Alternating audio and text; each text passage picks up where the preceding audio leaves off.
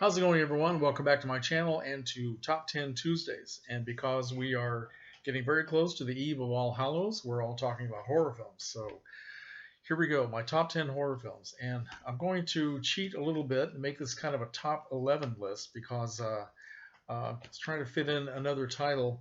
And I'll just say that number 10 is going to be a tie, all right?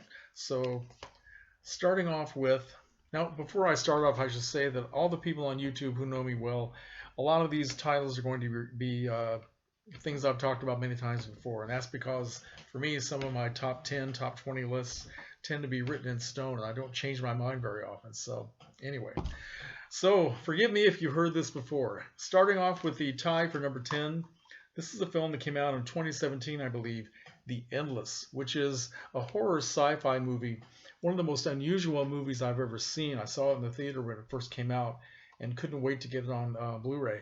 Fantastic movie about two brothers who were raised up in this very strange sci-fi death cult where all the members of the cult were eventually going to commit suicide, and they thought that they were going to achieve immortality in outer space. I can't remember all the details right now.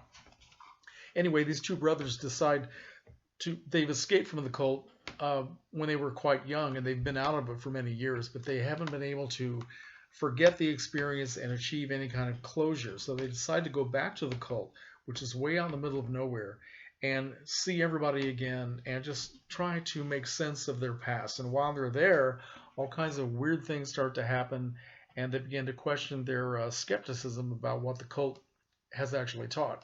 It gets very, very intense.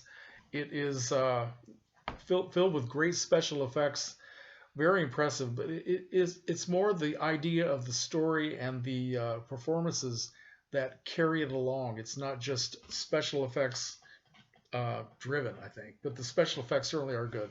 And I haven't heard a lot of people talk about this, so I'd love to know if anybody out there has actually seen this film and what you think of it. Okay, next up, tie for number 10, the Japanese, what I consider to be a classic, Pulse, also known by its original Japanese name, Cairo. This is a film about, well, it's about the dead coming back to antagonize the living. So it's a ghost story with great, great atmosphere, very unusual, some of the best imagery I've ever seen. And it's not a violent film. It's just very, very tense all the way through it, and it gets a little super intense toward the end, and the story gets a little convoluted, but it doesn't spoil it. It's a great, great movie. All right, coming in at number 9, this is an English film that came out, I think, 2018, maybe 2017. Ghost Stories. Wow. Fantastic movie that I've talked about before. It's all about a man, a Professor Goodman, who has spent his entire life um, sort of exposing false psychics and people who claim to have supernatural experiences. And then he finds himself questioning his own beliefs when he is confronted by someone to investigate three specific cases of psychic happenings.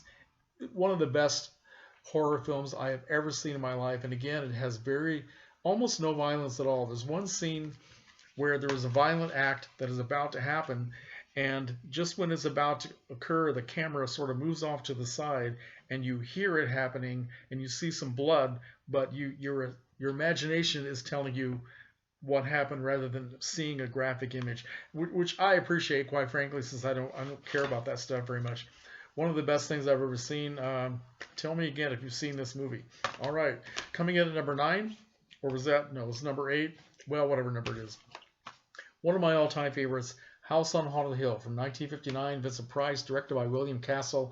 Still one of the best haunted house stories that was ever put on film. And even if you might want to chuckle a little bit about the effect of a plastic skeleton sort of approaching a woman and she's screaming in terror, it doesn't spoil the fact that this is still a very atmospheric film and still has a lot of shocks, which a lot of people, when they see this for the first time, a couple of the shocks are really, really heavy. So, yeah, House on Haunted Hill. This is probably what I will watch on Halloween night. I love this movie so much. Next up is the classic film from 1944, Paramount Pictures, The Uninvited, one of the best ghost stories ever made.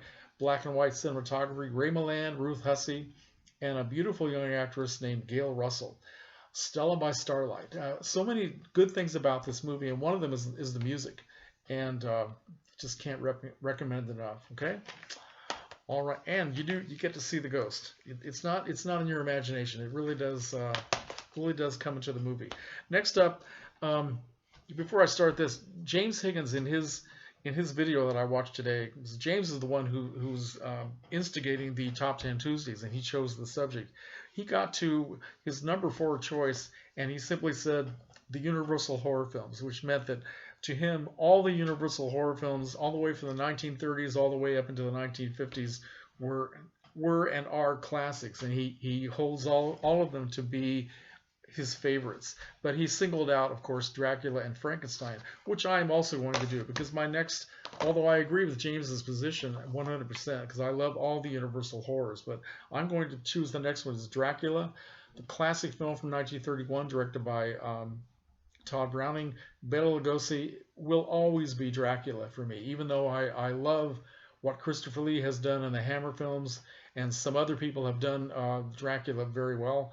This will always be the definitive sort of a mystical meditation on vampirism. There's just nothing like it. And next up is James Whale's Frankenstein from 1931, Boris Karloff as the monster. Just a great, great film. Very different than Dracula. This is an expressionistic, intense classic, intense in a much different way than Dracula. There's not much meditation going on in this. It's a very, very exciting movie, and especially when you see it on the big screen. Well, I've been lucky to see both of them on the big screen, and they just open up in an incredible way. So next up, one of the best ghost stories ever made. James also had this on his list, The Haunting, 1963, Robert Wise. We have Julie Harris, Claire Bloom, Richard Johnson, Russ Tamblyn. Wow, just still to this day, it is one of the best black and white horror classics. And I just never fail to get involved in it, never fail to get pulled into the mystery of this fantastic film. The sets are just amazing. And with such great actors and actresses, I mean, really, Julie Harris really makes it work just by her facial expressions and her reactions. A top-notch film all the way. Next up, speaking of great actresses, we have Deborah Kerr in The Innocents, 1961. Fantastic movie based on Henry James' novella, The Turn of the Screw, which I've read. And I have to say that even though the story is terrific to read, when they opened it up for the movie, it's 100 times better. About a governess who goes to a very remote manor house to be the governess to 2 very unusual children, and finds all kinds of strange things happening.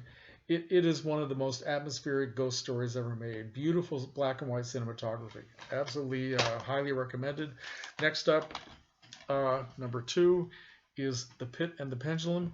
No surprise there. I've talked about this film many times. Roger Corman directed the second in his series of Edgar Allan Poe adaptations, and I think this is the best of all of them. Vincent Price, and perfectly matched by Barbara Steele in a very small part, who just brings her incredible presence to this atmospheric film. So many good things about this movie, and one of them, again, is the music. The score by Les Baxter is filled with all kinds of weird sound effects that I've just never heard anywhere else in any other film.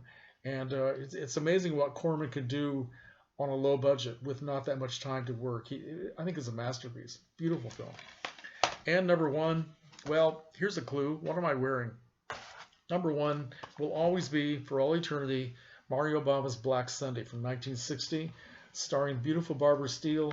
The combination of what Mario Bava brought as a director and a cinematographer, and what Barbara Steele brought to it with her unusual looks and her facial expressions and her sort of strange ambiguity, the strange ambiguity of good and evil that she personifies by her very presence. I'm babbling here. I love this film. I've talked about this many, many times, so I really need to shut up once and for all, but it will always be my number 1 film. So those are my top 10, or should I say 11. Let me know what you think about my list, and anybody is welcome to join in and participate in Top 10 Tuesday. All right? Happy Halloween.